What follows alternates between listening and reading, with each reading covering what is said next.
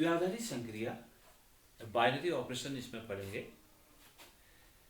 इसके साथ साथ बाइनरी ऑपरेशन के साथ द्विआधारी संक्रिया के साथ उपयोग में आने वाले शब्द क्रम विनिमय, साहचर्य, तत्समक अवयव और व्युत्क्रमणी शब्दों का भी हम इसमें अध्ययन करेंगे। तो सबसे पहले देखते हैं कि द्विआधारी संक्रिया क्या है, किसी समुच्चय में द्विआधारी संक्रिया क्या है, बाइनरी ऑपरेशन क्या है, इस पर हम सबसे पहले बात करेंगे। पिछली कक्षाओं में हमने कई तरह की संक्रियाएं पढ़ी हैं। जैसे संख्याओं के समुच्चय में हमने योग की संक्रिया, यानी दो संख्याओं को हम जोड़ते हैं, उनमें गुणन की संक्रिया, उनमें व्यकलन यानी घटाने की संक्रिया और उनमें भाग की संक्रिया, इसको हमने पढ़ा है संख्याओं के समुच्चय में। इसी प्रकार से समुच्चयों के समुच्चय में, यानी किसी घात समुच्चय में अगर हमें समुच्चय दिए गए हैं तो समुच्चयों का यूनियन, उनका इंटरसेक्शन और समुच्चयों का गुणन समुच्चय प्राप्त करना, ये संक्रिया हमने पढ़ी हैं। इसी प्रकार से अभी हमने पढ़ा था फलन। दो फलनों का जब हम संयोजन करते हैं तो ये भी एक संक्रिया थी, संयोजन की क्रिया फलनों में। तो ये सब संक्रियाओं में एक विशेषता होती है कि जैसे हम संख्याओं के समुच्चय में देखते हैं, वास्तविक संख्याओं के समुच्चय में हम देखते हैं कि योग की संक्रिया को अगर हम देखें, प्लस को हम देखते हैं, अगर हम दो वास्तविक संख्याओं को जोड़ते हैं तो हमें एक वास्तविक संख्या प्राप्त होती है। इसका मतलब ये हुआ कि जो योग की संक्रिया है वो वास्तविक संख्याओं के क्रमित युग्म को, मैं इसको ऐसे लिख सकता हूं कि योग की संक्रिया जो है वो वास्तविक संख्याओं के क्रमित युग्म को एक वास्तविक संख्या से संबंधित कर रही है। इस प्रकार इन जनरल अगर कोई वास्तविक संख्याएं a और b हैं तो ये योग की संक्रिया इनको a प्लस b, एक अद्वितीय अवयव a प्लस b से संबंधित करती है। तो योग की संक्रिया वास्तविक संख्याओं के एक क्रमित युग्म को एक अद्वितीय वास्तविक संख्या से संबंधित कर रही है। जैसे हम देख रहे हैं 2 और 3 आपस में, अगर इसमें योग की संख्या लगाते हैं 2 और 3 में, तो ये 2 और 3 असल में 5 से संबंधित हैं। 2 और 3 का प्रतिबिंब जो है इसके सप्रांत में 5 है। तो हमें दिख रहा है कि ये जो संक्रिया थी योग की संक्रिया, वो वास्तविक संख्याओं के प्रत्येक क्रमिक युग्म को वास्तविक संख्याओं के समुच्चय में एक अद्वितीय अवयव से संबंधित करता है। तो ये फलन की परिभाषा को संतुष्ट कर रहा है। फलन क्या कहता है? फलन कहता है कि ये प्रांत के प्रत्येक अवयव को सप्रांत के एक अद्वितीय अवयव से संबंधित करता है। तो हमें दिख रहा है कि जो योग की संक्रिया है ये एक फलन ही है, जो कि ये जो योग की संक्रिया है वो वास्तविक संख्याओं के क्रमित युग्म यानी वास्तविक संख्याओं के गुणन समुच्चय से वास्तविक संख्याओं के समुच्चय में परिभाषित है। इस प्रकार से तो इस प्रकार के फलन जो कि प्रांत के किन्हीं दो अवयवों को यानी प्रांत के क्रमित युग्म को प्रांत में ही किसी एक अद्वितीय अवयव से संबंधित करते हैं तो वो द्विआधारी संक्रियाएं कहलाती हैं। अब हमें एक बात हमने ये यहाँ पर सिद्ध कर दी है कि जो द्विआधारी संक्रियाएं हैं वो फलन हैं, लेकिन द्विआधारी संक्रियाओं को फलन के जो सामान्य प्रतीक हैं एफ जी एच इनसे निरूपित नहीं करते हैं, बल्कि फलन को निरूपित करने का एक अन्य प्रतीक है, इसे हम स्टार से निरूपित करते हैं किसी फलन को। तो द्विआधारी संक्रियाएं क्या हैं? पहली बात तो है कि द्विआधारी संक्रिया को हम स्टार से निरूपित करते हैं। अब इसकी परिभाषा हम इस प्रकार से लिखते हैं, किसी समुच्चय A में एक द्विआधारी संक्रिया स्टार एक फलन इस प्रकार से है कि वह समुच्चय A के गुणन समुच्चय से समुच्चय A में परिभाषित होता है, यानी star is such that A into A, तथा हम स्टार ऑफ ए बी यानी A और B अगर आप इस संक्रिया द्वारा अगर संक्रमित किए जाते हैं तो उसको हम लिखते हैं कि स्टार ऑफ ए बी को हम A ऑपरेशन B से निरूपित करते हैं। जैसे हमने कहा प्लस ऑफ ए बी को हम ऐसे निरूपित करते हैं कि A प्लस बी से, यानी प्लस ऑफ 2 3 का मतलब हुआ 2 + 3। तो इसलिए इसको निरूपित जब हम करते हैं किसी द्विआधारी संख्या को, स्टार ऑफ ए बी को हम A ऑपरेशन B से निरूपित करते हैं। तो ये इसकी परिभाषा है द्विआधारी संक्रिया की। अब हमें देखते हैं, थोड़ी सी इसको एक्सप्लेन करें। जैसे हम प्राकृतिक संख्याओं के समुच्चय में हम देखते हैं जो योग की संक्रिया है, प्राकृतिक संख्याओं के समुच्चय में योग की संक्रिया एक द्विआधारी संक्रिया है, क्योंकि दो प्राकृतिक संख्याओं का योग सदैव एक प्राकृतिक संख्या निकल के आती है।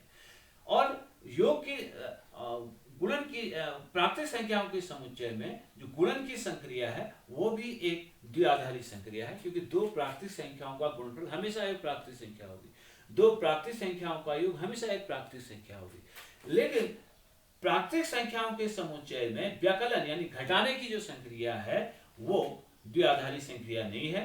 2 - 3 हमारे पास ये -1 आता है, जो कि -1 एक प्राकृतिक संख्या नहीं है, इसलिए ये द्विआधारी संक्रिया नहीं है।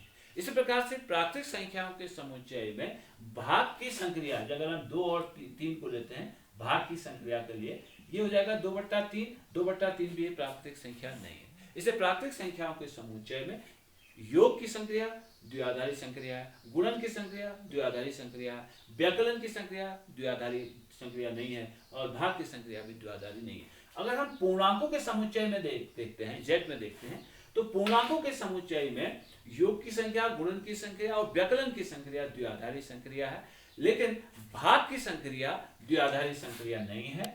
अगर भाग की संक्रिया हम लेते हैं पूर्णांकों के समुच्चय में, ये बराबर हो जाएगा 2/3, ये एक पूर्णांक संख्या नहीं है। तो पूर्णांकों के समुच्चय में भाग की संक्रिया द्विआधारी संक्रिया नहीं है। इसी प्रकार से अगर हम परिमेय संख्याओं के समुच्चय में आते हैं, तो परिमेय संख्याओं के समुच्चय में योग की संख्या, गुणन की संक्रिया और व्यकलन की संक्रिया सदैव एक द्विआधारी संक्रिया है, लेकिन भाग की संक्रिया द्विआधारी संक्रिया नहीं है, क्योंकि शून्य का जो भाग है वो परिभाषित नहीं होता। अगर यहीं पर अगर ये अशून्य परिमेय संख्याओं का समुच्चय है, तो उसमें परिमेय संख्याओं का समुच्चय एक द्विआधारी संक्रिया है। वही बात वास्तविक संख्याओं के लिए भी होगी। योग की संक्रिया, गुणन की संक्रिया और व्यकलन की संक्रिया तो द्विआधारी संक्रिया है, लेकिन भाग की संक्रिया तभी द्विआधारी होगी जब ये जो प्रांत वास्तविक संख्याओं का समुच्चय एक अशून्य वास्तविक संख्याओं का समुच्चय। तो ये तो बात हुई द्विआधारी संक्रिया क्या है। इसमें एक दो सवाल करें इसे।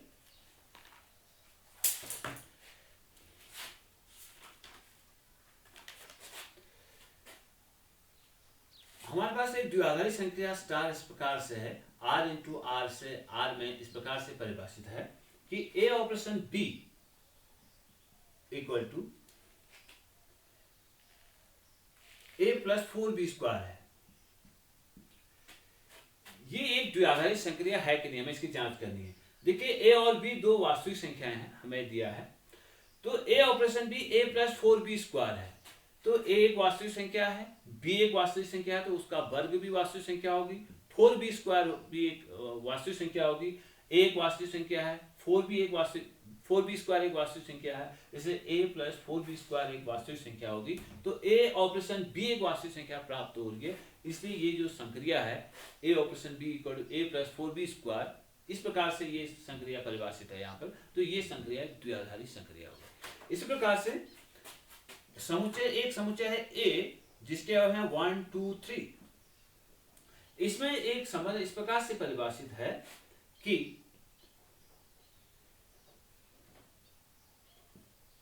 AB = अधिकतम AB,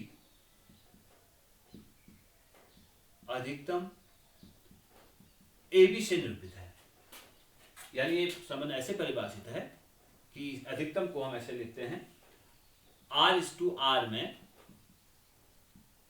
एक द्विआधारी संक्रिया है कि नहीं, हमें इसकी पहचान करनी है। यानी a और b दो वास्तविक संख्याएं हैं, तो a और b किससे संबंधित हैं? a और b में से जो अधिकतम होगा उससे संबंधित है। तो ये जो संक्रिया है, क्या ये द्विआधारी संक्रिया है? समुच्चय a में कह रहा है। इसके लिए हम एक संक्रिया सारणी बनाते हैं। उस संक्रिया सारणी को कैसे बनाते हैं?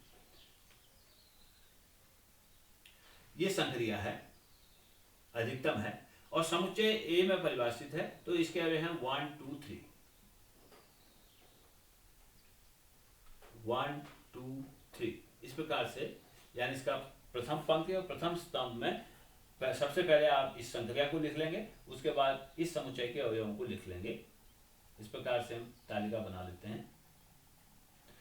अब 1 ऑपरेशन ये है, 1 ऑपरेशन 1 ऐसे करेंगे। यानी 1 और 1 में जो अधिकतम है वो इसका प्रतिबिंब होगा, 1 और 2 में जो अधिकतम है वो इसका प्रतिबिंब होगा, 2 अधिकतम है।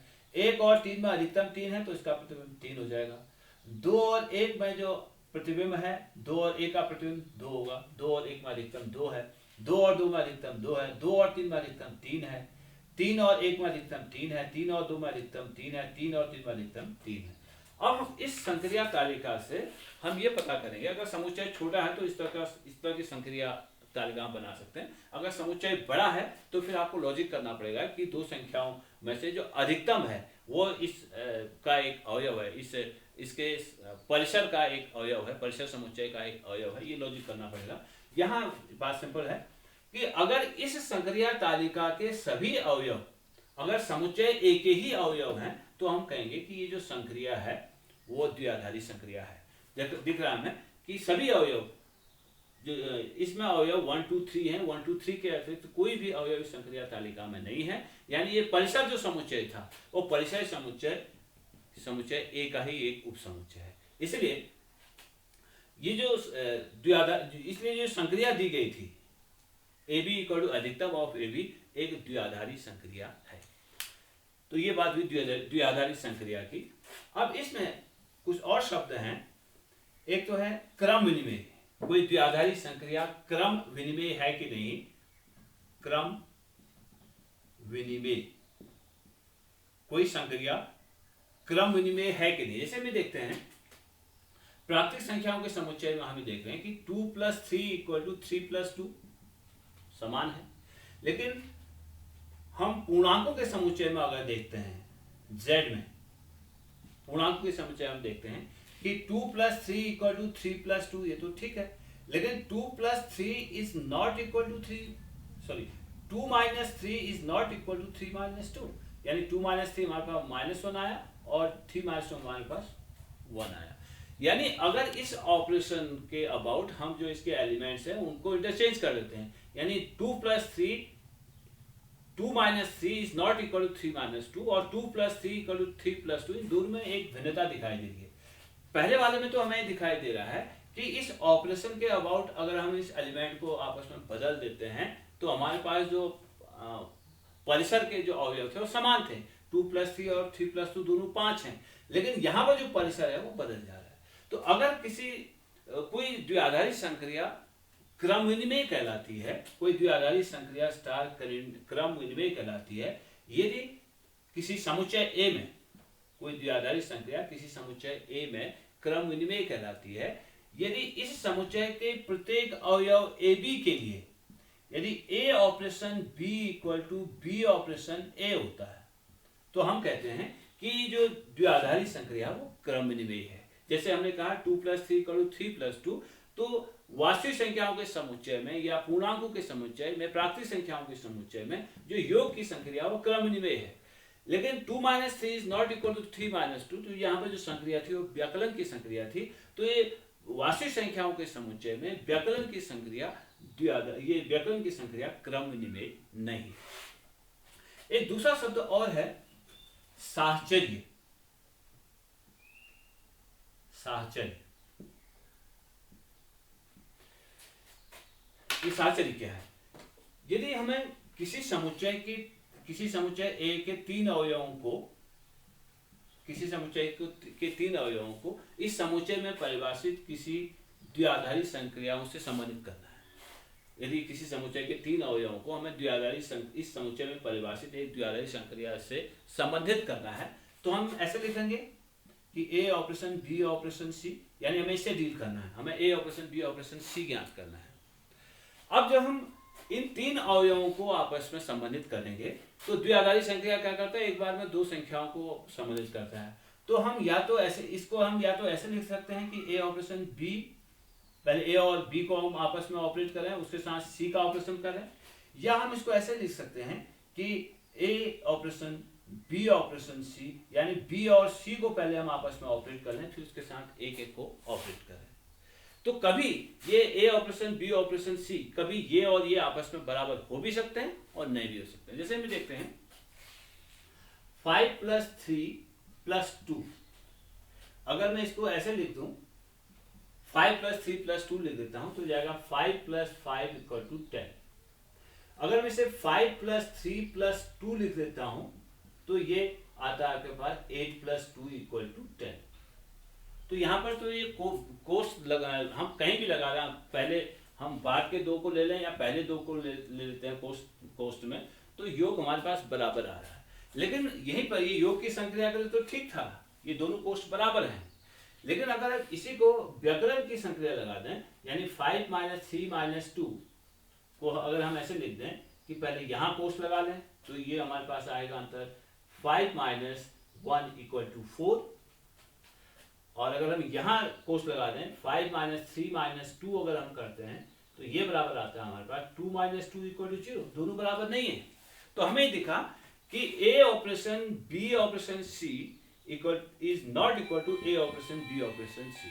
तो ये हमें दिखा कि हमेशा जरूरी नहीं है अगर हम तीन अवयवों को आपस में किसी द्विआधारी संक्रिया द्वारा संबंधित करते हैं तो हमें कोष्ठ लगाने की जरूरत पड़ रही है कुछ संक्रियाओं के लिए। अगर किसी द्विआधारी संक्रिया के लिए हमारे पास ये आता है कि A operation B operation C, यानी कोष्ठ इन दोनों को पहले ले लेते हैं, that equal to A operation B operation C। अगर ऐसा आता है तो हम कहते हैं कि ये जो द्विआधारी संक्रिया है वह साहचर्य है। अगर ऐसा इसको अगर सेटिस्फाई नहीं करते हैं तो ये कहलाता है ये द्विआधारी संक्रिया साहचर्य नहीं है। अब अगर कोई द्विआधारी संक्रिया किसी समुच्चय में साहचर्य है तो हम ऐसा लिख सकते हैं कि A1 operation A2 operation A3 so on AN। ये इस प्रकार बिना कोष्ठ के हम इसको लिख सकते हैं। अगर ये द्विआधारी संक्रिया इस समुच्चय में अगर साहचर्य नहीं है तो हम इसको इस प्रकार से नहीं लिख सकते हैं, इस प्रकार से बिना कोष्ठ के लिखे ये गलत माना जाएगा।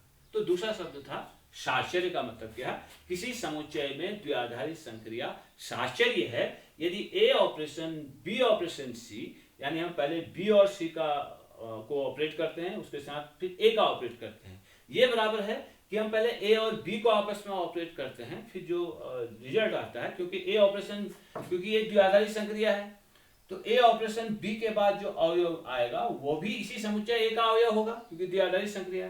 फिर इसी समुच्चय के इस अवयव को जो A ऑपरेशन B के बाद प्राप्त होता है उसको C के साथ ऑपरेट करते हैं, ये बराबर है। पहले हम B और C को आपस में ऑपरेट कर लें, अब इस समुच्चय A का एक अवयव प्राप्त होगा, उस अवयव को A के साथ ऑपरेट करते हैं, तो दोनों बराबर अगर रहते हैं तो कहलाता है कि समुच्चय जो द्विआधारी संक्रिया है इस समुच्चय में साहचर्य है।